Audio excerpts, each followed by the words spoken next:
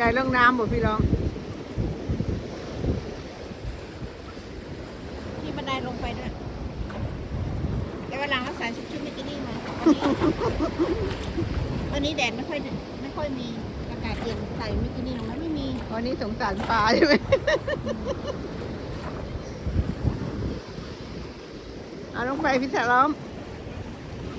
ลงเหรอลงไปเลยโดดเลยจะได้ภาพสวย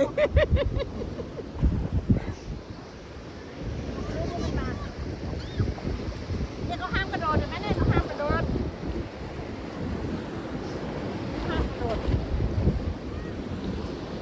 แต่ทะเลนี่ลงได้นะทะเลนี่ลงได้เพราะว่ามันไม่มีไอ้ธงสีแดงปักถ้าเกิดว่ามีธงสีแดงปักนี่ก็จะลงเล่นไม่ได้นะมันอันตราย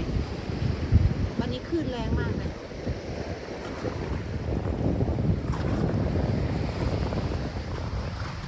แล้วสะพานข้ามฝั่งเป็นพอที่ดีที่ดี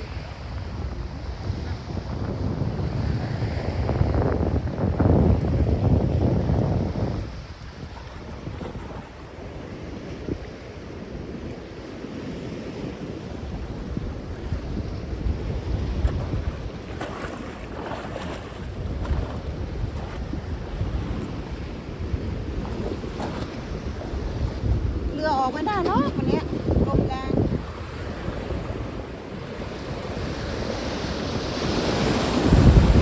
ป้าที่เถอะโอ้ยนี่แหละเขาเรียกเมาคลื่น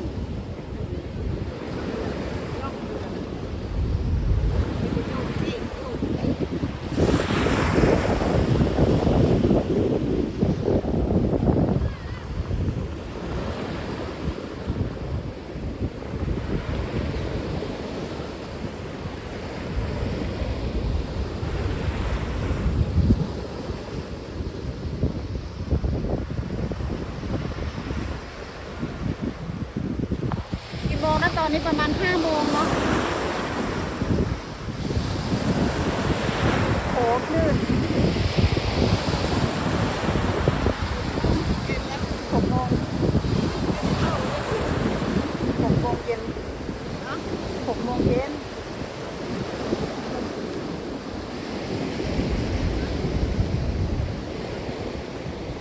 ดูท้องฟ้าตรงนั้นมันเปิดนะเป็นสีฟ้านะพี่โคตรชอบเลยมันสวยงามมากเลยนั่นน่ะใช่ไหมสีขาวกับสีฟ้า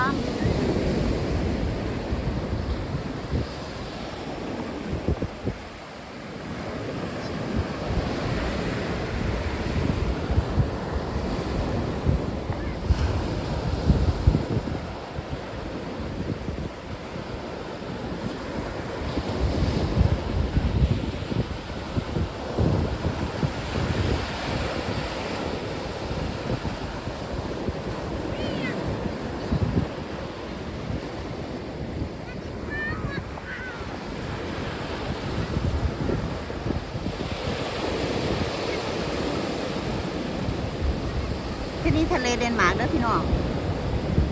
อากาศก็ดีลมแรง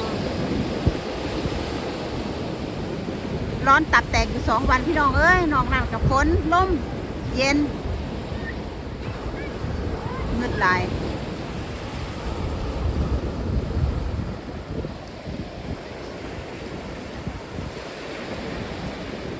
สิเบิ่งดากพลังว่าพี่น้อง